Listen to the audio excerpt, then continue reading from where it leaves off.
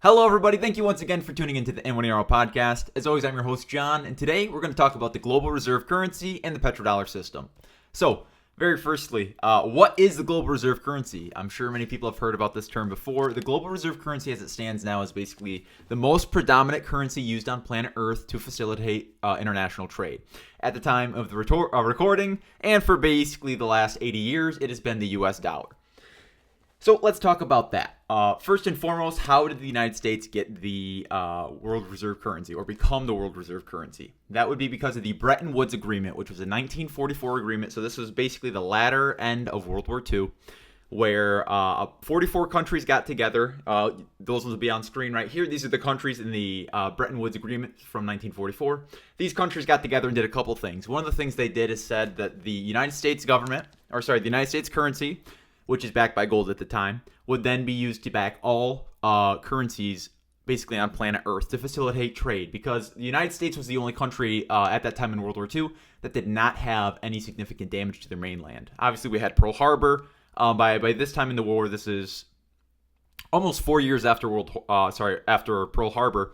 So the United States is, especially with the amount of gold that we had in our reserves at the time, it only made sense for the United States basically to fill that gap. I believe before it was Great Britain, and obviously because of things that had happened in World War II, the Nazis in their bombing campaigns of Britain and the United Kingdom, they were not able to sustain that presence as a global dominant economy. The United States took that since 1944, and we've been the reserve currency since 1944.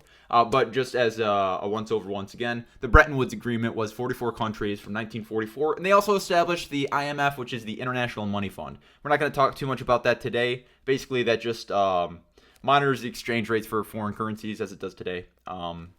But the Bretton Woods Agreement, however, only went until 1971 when Richard Nixon got us off the gold standard. Basically, the main takeaway from the Bretton Woods Agreement, 1944, is 44 countries got together. They all decided to use the US dollar, which was backed by gold, to back their currencies. So gold backs the US dollar. US dollar backs all currencies on Earth, or all currencies at the time that were willing to trade with the United States. So that meant, well, why is that important, we'll say? So the reason that matters is because it simplifies trade and it's good for the United States economy. If every single dollar that the United States is willing to print, we can understand that there's a demand for those dollars. Or when if you saw my last video when we talked about treasuries and the national debt, when people go to loan out those treasuries, it's an attractive treasury. They want to buy it because there's a high liquidity in the U.S. market. You access or convert your money into United States dollars from whatever it is, yuan, yen, the euro, pound, anything. You might get more or less depending on what it is. When I went to Canada back in 2023, I believe the exchange rate, back in 2023 in February, the exchange rate was for every US dollar I converted into Canadian dollars, it was 1.37. It's a very favorable exchange rate at the time. And that meant my money was a third more valuable in Canada than it was in the United States. So just for reference, why this matters on an international trade level is because if countries are all using the United States dollar to facilitate their trade, that means that there always will be, like I said, a demand for US dollars. If you can't buy things on the global market without converting your currency to US dollars, or if it's easier to do so, then it will happen. And so then countries need reserves of United States of the USD. And so that's basically what the global reserve currency is. It's just a large foreign currency reserved for international trade. It simplifies trade, and the country that provides the reserve currency usually receives massive economic benefits, one of them being prioritization in trade, because obviously they're the ones that have the money first. And obviously, what else is important is the petrodollar system and how that ties into the global reserve currency. So as I said, after 1971, the United States is no longer backed, the USD, the United States dollar, is no longer backed by any commodity. So it's no longer a commodity-backed currency. It is a fiscal-backed currency, or basically a fiscal currency which is backed by nothing. It's backed by the full faith and credit of the institution of the United States government, basically the United States military and the longevity of the United States government. So as long as the United States government or the country of America exists in the way that it has for the past however many years, since 1790, we'll say 1789, the world will continue to look towards the dollar because for some reasons we'll get in later, but like I said, it simplifies trade.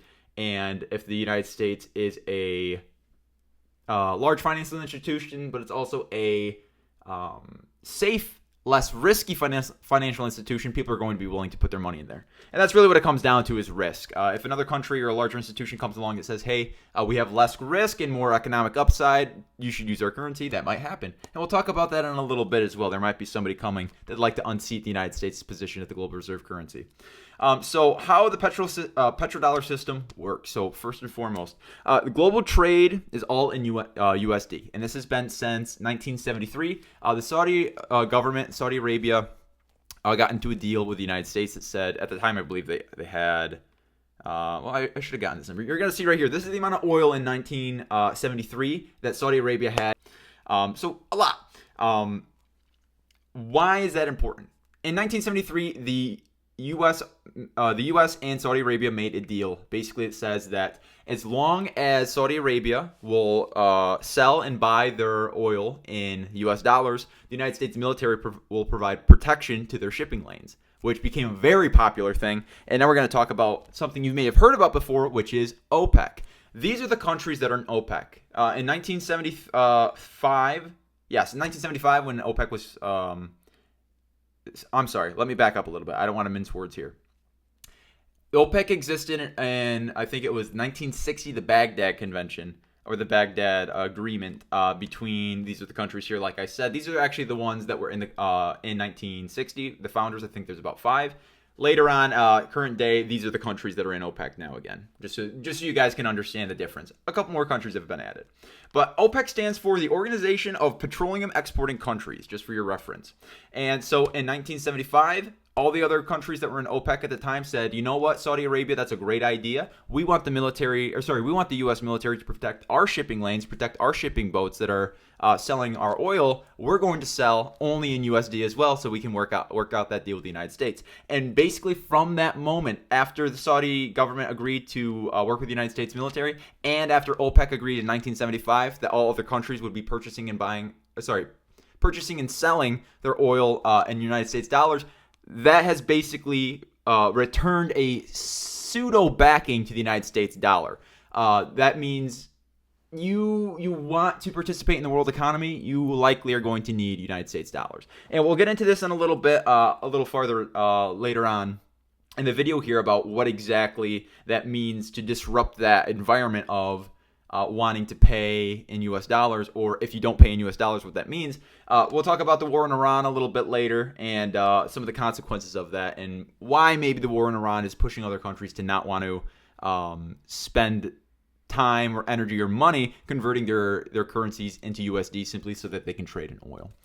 So it's a system that, as long as the United States has a favorable and reputable position on the world stage, it is likely that people or other countries are going to want to collaborate, cooperate, and continue to buy oil in USD, which, like I said, is good for our economy.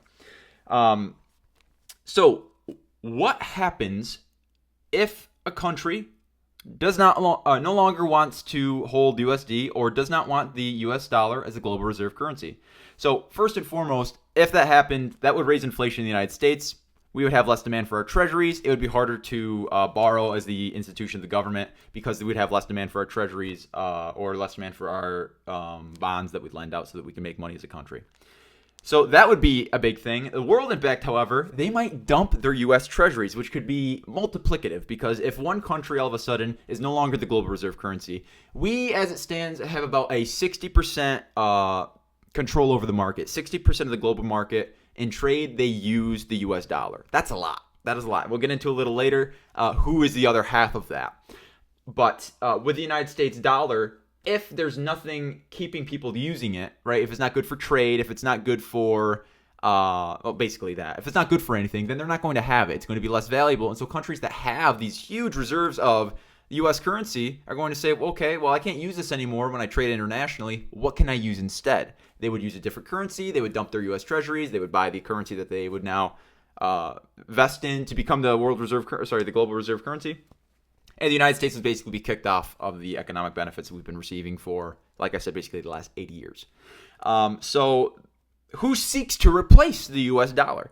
There's a couple countries, obviously. There's some adversaries of the United States. If you're an American, you understand there's probably a couple countries on planet Earth, maybe a few more now since the Donald Trump administration, that are not very favorably or that are not viewing the United States very favorably, or just see themselves as adversaries. Russia, China, North Korea, especially Iran, we're in a hot war with Iran, where we're both losing military lives, and Iran has lost civilians as well in this war. So obviously, at this moment in time, the United States doesn't have the best global reception. We are not that loved, or not as loved as we used to be, especially with some of the things that have happened more recently. So why is this an issue? Obviously, if another country wants to come around and replace them, it would have big shoes to fill, because the United States, like I said, is there's 60% of trade in the U.S. There are 60% of the world trade is consistent with U.S. dollars. It's using U.S. dollars in 60% of the world trade. So here's the problem. Let me just give you some information really quick, and then we can talk about the largest contender of who seeks to replace the United States dollar. And it is Russia, but it's also China, and it's also Brazil, and South Africa, and India, and some other countries as well. We'll get into that in just a second. But in the past 30 years, our policy when it comes to debt and printing money has basically become very irresponsible and exploded. So this kind of leaves the United States in a little bit more of a vulnerable position, especially when other countries seek to, well, we'll talk about this. I'll just say, I've been alluding to this the entire time. Have you heard of BRICS? BRICS is basically 40% of the world GDP. It's 11 countries. These are the 11 countries, and they're in an economic bloc, basically for favorable trade agreements. That's what an economic bloc is. I was going to kind of break down a little bit more about an economic bloc is an intergovernmental agreement. Usually it's regional, and it is to simplify trade, reduce trade barriers, and remove opportunities for tariffs, or basically to integrate economies, other countries' economies together to be more powerful as an economic force. And that's called an economic bloc. The Soviet Union, you could say a post-1995, 1991, that was when the Soviet Union collapsed. You could say that was kind of an economic bloc for a little bit, because a lot of the countries were still very intertwined. They, at one point, they were a country just a couple of years ago, so obviously their highways and roads were all very integrated.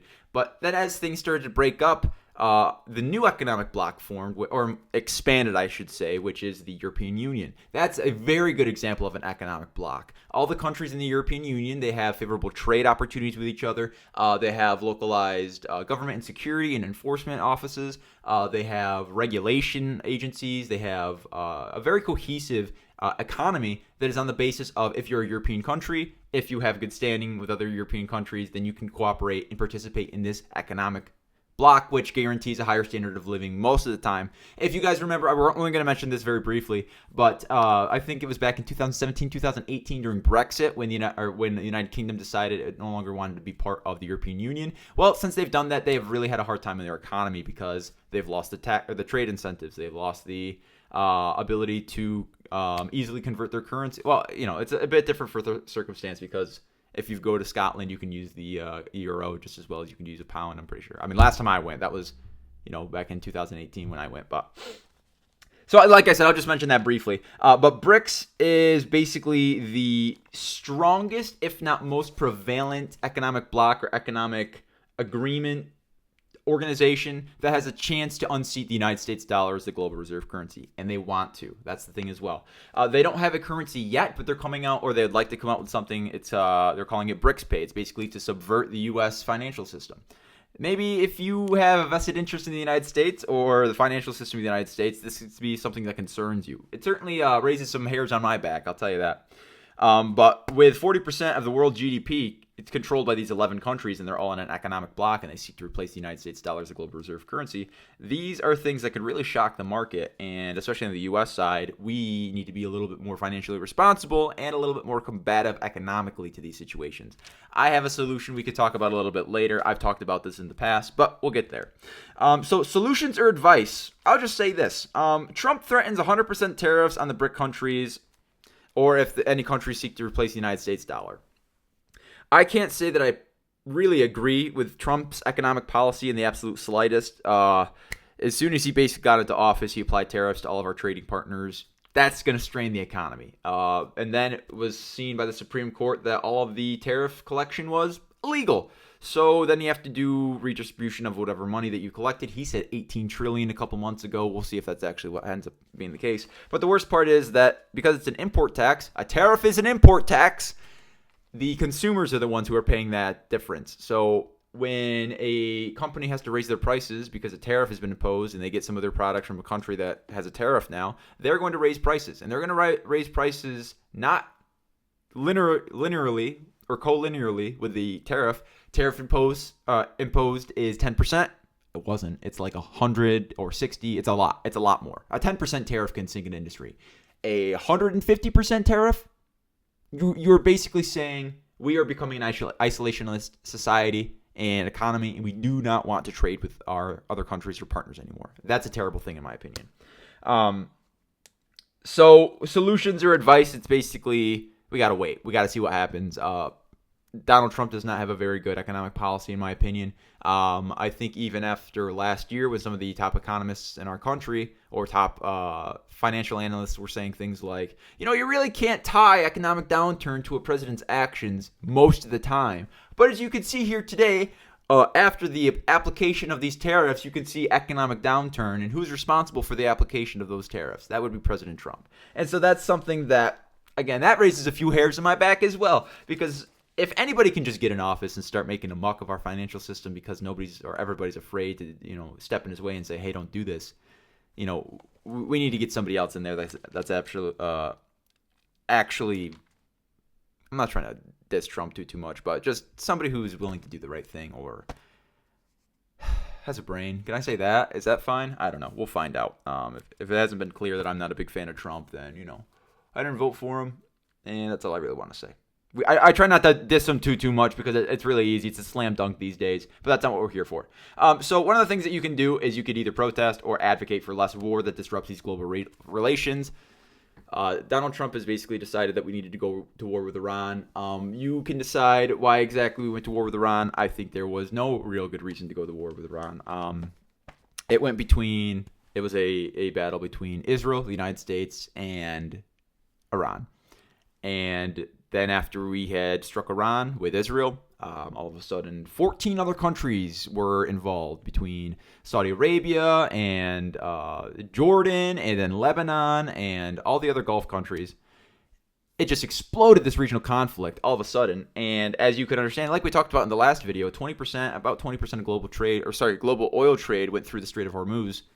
That's not happening anymore. So countries all of a sudden, like we think we're having a hard time with gas prices going up because gas prices are priced globally. So even if the United States has a high supply, it's still going to go up if global supply is low or if supply lines globally are disrupted. So here's the biggest thing. I've said this before.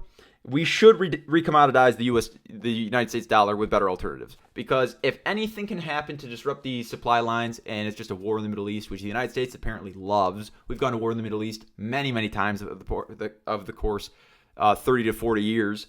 So if it's likely to happen again, and we use the petrodollar system as a backing almost as sorts to our currency, which just so happens to be the global reserve currency, we should probably recommoditize the U.S. dollar. I don't think having the incentive just saying, hey, it's a good idea to buy oil in U.S. dollars because it's good for my country and it's good for your economy because that way you don't have to convert it every time. Well, what happens if another country comes along and says, yeah, we're done buying oil in USD? Well, that happened. And that happened because of the war in Iran. Let's get into that. Finally, should the petrodollar system continue? In my opinion, no, it should not. In my humble opinion, in the next 10 to 15 years, we should seek to recommoditize the United States dollar with something that is very tangible. I've talked about this in my last video. We're only going to mention it briefly here. If the United States decides to incentivize economic industries to focus on asteroid mining, or if independent companies that are working on it now, they get the right research and they get the right investments and they get the right contracts from the government, or if the right pieces come together, obviously, like I said, 10 to 15 years from now, we could recommoditize the United States dollar using rare earth minerals that we get from asteroids, which would be a great thing.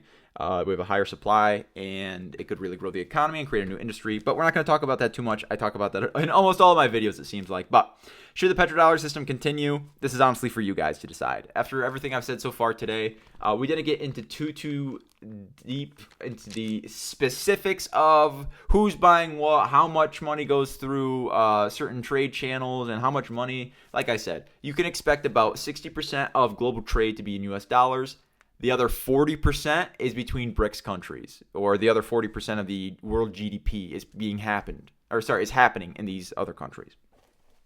So it's kind of a Western versus Eastern, and we've had this dynamic or this dichotomy for a very long time. But, BRICS, when it first started, was only, I believe, 4 countries, and now it is these many countries again. So it's definitely growing.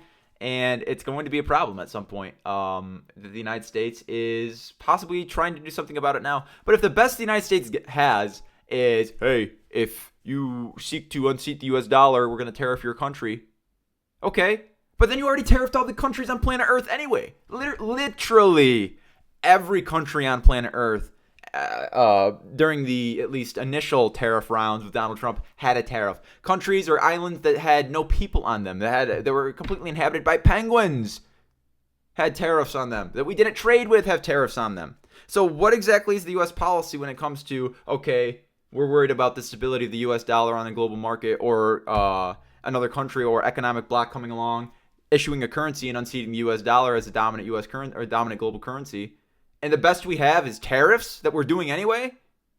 So I'm not entirely sure. Obviously, I'm not in the White House. I don't have an understanding of what the policy of the president is, or if this is even a priority by the administration. I'm sure it is if he had said something about it, but maybe he knows that it's a problem.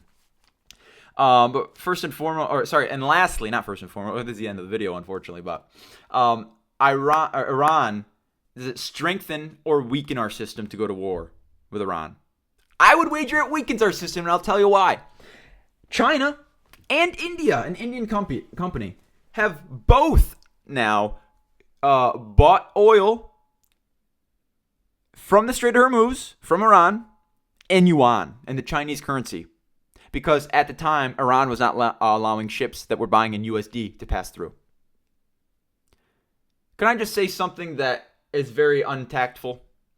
What the fuck are we doing? What in the actual goddamn is going on in our government? If 26-year-old John Holmberg, with no degree, college dropout, worked as a business owner, ice cream man, built guitars, fish tank owner, made fairs, all this other shit, I never once stepped foot in a financial institution. How is it that I can so clearly see, after a couple days research, that's really all it took, this couple days research, that our government doesn't have a clue nor the aptitude to do what needs to happen to preserve the United States dollar as the global reserve currency? Not a goddamn clue. We're taking on an irresponsible amount of debt, profuse amount of debt, exponentially so. Every president is adding more debt than the previous president since Clinton. And he was president in 2001 was the last year he was president. So, very lastly, if the United States stays on the path that it is now, its financial system seems for so long to have been the pinnacle of the United States. Our workforce, our manufacturing, our military, yes. But the financial markets in the United States were always something that, as long as they were stable, even if they weren't, people knew they were going to rebound at some point. The United States dollar is no longer the global reserve currency because the United States policy is instead to disrupt supply lines and use authoritarianism basically to strong arm other countries into doing what we want, even if they don't listen, and imposing economic sanctions or tariffs on countries that don't cooperate with us. We're giving countries a goddamn reason to not want to work with us, to ditch the U.S. dollar, and to recall and renege on every agreement they've ever made with the United States if it had something to do that they didn't want to do anymore. If they look back and they say, well, back in the 90s, we had this agreement with the United States that said that we would buy their beef or that we would buy their steel. But you know what? Because of Donald Trump and his policies and the new way that the United States has been treating trade and our alliances, we're not interested in trading in the United States anymore. Or we're not interested in holding U.S. treasuries, or we're not interested in doing business with the United States. I said this last time, I'll say it again. The average American will not notice or has not noticed that the global reserve currency is the United States dollar. But by God, let us be damned. We, as average Americans, will certainly notice it when it goes away.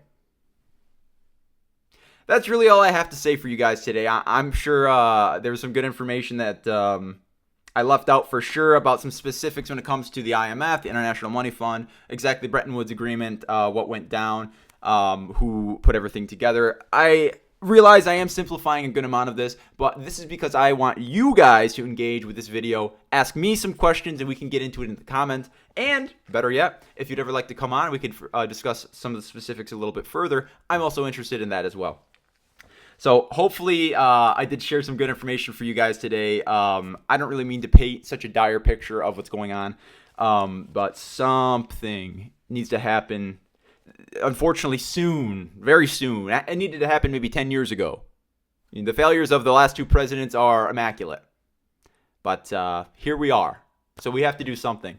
And whether that's voting for specific people come the midterm so that they can impeach Donald Trump and remove him, and we could have J.D. Vance as president, and hopefully he could pull some semblance of an ear, at least out of his ass. If he's going to take his whole head, that'd be cool too. But if that's the case, then maybe we can get back on track as a country. But as it stands now, I've made 2 videos so far about the financial system in the United States, and the more I've learned about it, the more I realize we need to do something drastic. And I'm doing my best to, just yesterday, actually, I'll give a little bit of a expose on John's life. I helped my mother come up with her retirement plan because she had to change some things in her life. She started a business. She took out money from a retirement savings account for that. And so I helped her yesterday formulate a plan to buy some commodities and how to structure that and how much she should spend every month and what her strategy should look like. And the past couple weeks, I've been refining my own retirement strategy about what I'm going to do. So I've gotten to a point now in my life where I do have a pretty good understanding about the global financial markets and how debt works, how bonds are structured, things like that. And it worries me. The more I've learned, the more I've become insatiably worried that I can see where the problems exist. Perhaps I can see them, but I can't do anything about them. At the very least, I know they're there. The cracks exist, and they're getting bigger. So, again, I don't mean to bring the doom and gloom at the end of the video here, but I'll put it this way. If the United States continues on the path that we're continuing on, in the next 5 years, the United States might not be the global reserve currency. In the next 10 years, we might not have a country. The next 15 years, who knows? Again, I'm not trying to paint the doom and gloom, but our past mistakes will catch up to us. And if the 2008 financial market crisis was anything to remember, the United States government will not take blame. They will blame immigrants. They will blame working class people. They will blame teachers. They will blame anything but the people in charge of the financial systems or the people making the policy to affect everyday Americans. So bear that in mind. Don't let anybody tell you different. I'll see you guys in the next one. Thank you very much for watching for today. I will see you guys all again very soon, I'm sure. Adios, mis muchachos, and peace out.